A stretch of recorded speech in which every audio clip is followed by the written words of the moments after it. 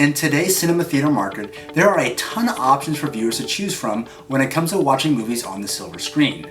They range from IMAX, RPX, DLX, BTX, ETX, ED, XD, and Dolby Cinema. In this video, I'm going to explain what separates Dolby Cinemas from the herd and let you know if it's worth spending the extra money to see your movie in the format.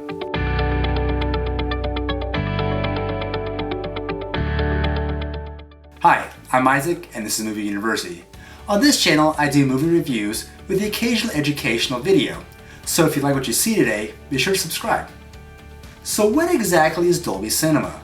I'm sure a lot of you went on Google or Bing and did a quick search to find out. You know from the name Dolby, it must be above average quality because they specialize in sound. You've also probably seen the occasional advertisement begging you to see the movie in the format. But you see the price of admission and become hesitant. To help you understand what Dolby Cinema is, I've created a list of 8 things you should know about Dolby Cinema and how it differs from IMAX. In case you want to know more about IMAX, there's a link at the end of this video and in the description below to another video in which I explain that format. Number 1. Let's do a quick recap of Dolby Laboratories, the company that gives us Dolby Surround Sound, Dolby Atmos, Dolby Vision, and now Dolby Cinemas was created by Ray Dolby in 1965. Although an American, he started the company in London and would later move to San Francisco. Dolby Laboratories was created to reduce noise and clean up audio during playback. The company will go on to chart fields in stereo, AC3 sound, and eventually have their logo stamped all over home media releases in the 90s to present day. The first Dolby Cinema opened in 2014 in the Netherlands. Number 2. You might be confused with hearing the name Dolby Cinema at AMC Prime. After all, it gets confusing what each chain calls their premium format. AMC used to offer ETX and AMC Prime at their locations, both premium formats but with 2 different names. Both would begin to disappear at the end of 2015. This is because in April of that same year, Dolby and AMC released a joint press statement announcing their decision to join forces. In the statement, Dolby explains the ETX and Prime formats would be converted to bring them up to meet the specifications of Dolby Laboratories. Number 3. The name Dolby is synonymous with quality sound. In 2012, Dolby released its Atmos sound format, putting speakers above the viewer in addition to those speakers already around you. Atmos also offers the ability to hear 128 audio tracks from 64 discrete speaker feeds when you hear it at the theater. With so many speakers around you and above you now, you are now enveloped by what is happening on screen. This is a monumental jump in audio for the movie viewing experience. Number 4. Dolby Cinema doesn't just change the way you hear a movie, but also the way you see it. Dolby Vision brings in the newer dual 4K Christie laser projection system designed for films that have been color graded specifically for Dolby Vision high dynamic range theaters. Dolby's version of HDR has a much higher standard than HDR10, giving content 500 times the contrast ratio of conventional projection systems found in most theaters.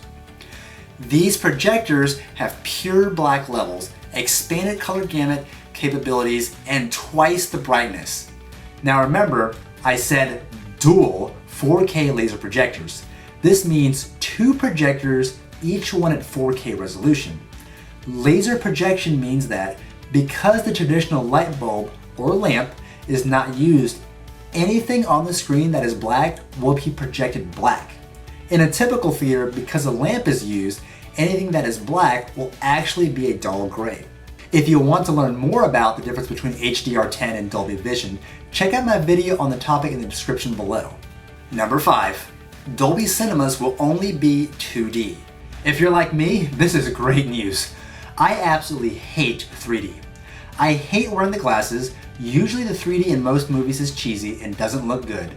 The image gets darker when you put on the glasses, and I don't feel like paying extra for something I don't want. I've never understood why the entertainment industry keeps pushing 3D. If it was so popular, then why don't I ever see 3D TVs sold anymore in stores? It's nice to see AMC bringing 2D back to the forefront of movie viewing. Number 6. The quality of seats in a theater vary by chain and level of experience you're willing to pay for. I've been to Cinépolis theaters on the West Coast where you sit in a lazy boy recliner to the crappy old cloth seats found in local dollar theaters. The seats look very nice and are wide with comfy black leather. There is a plastic panel on the left side that lights up to press a button which will recline you.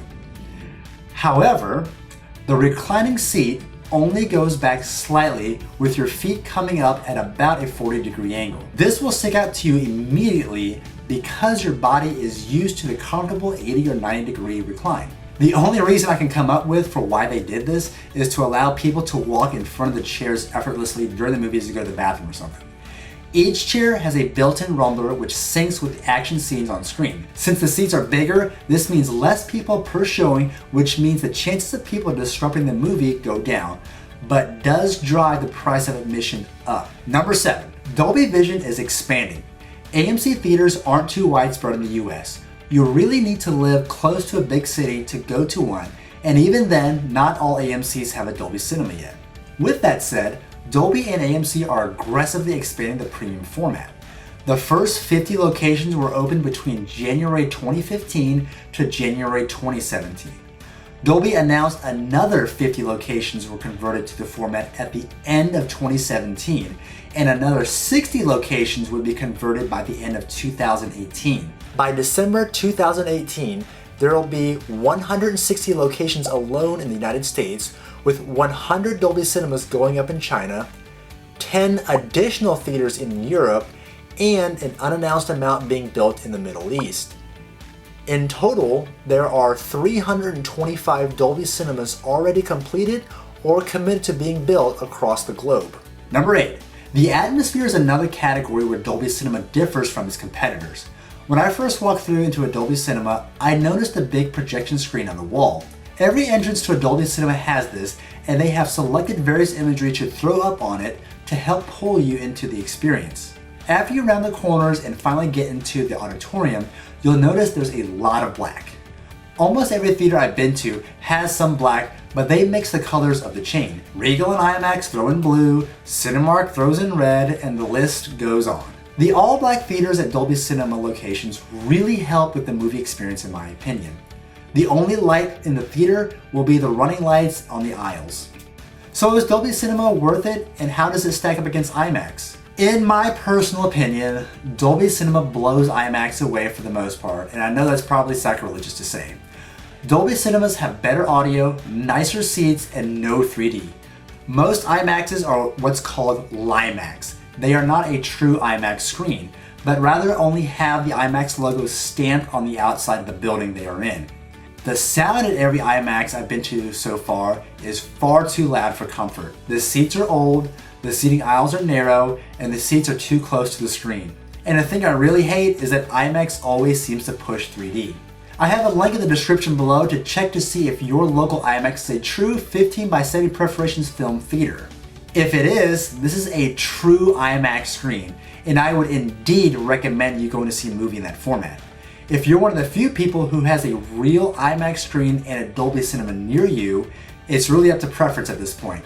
Do you want a very large screen or a better experience overall? If you find out your IMAX is a fake IMAX, then I would most definitely choose Dolby Cinema. Me personally, I will be choosing Dolby Cinema over IMAX any day of the week.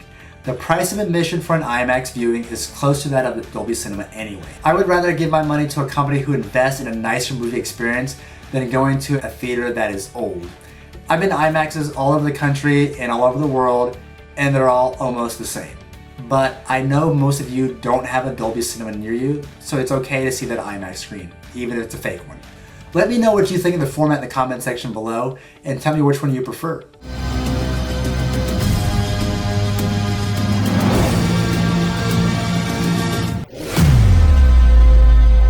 Be sure to subscribe on your way out. I'm Isaac, and this is Movie University.